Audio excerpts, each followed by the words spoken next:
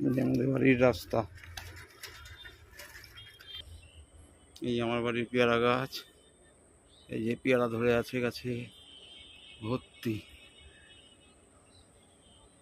ভর্তি পেয়ারা ধরে আছে। এখানে যত গাছ আছে সব আমার লাগানো।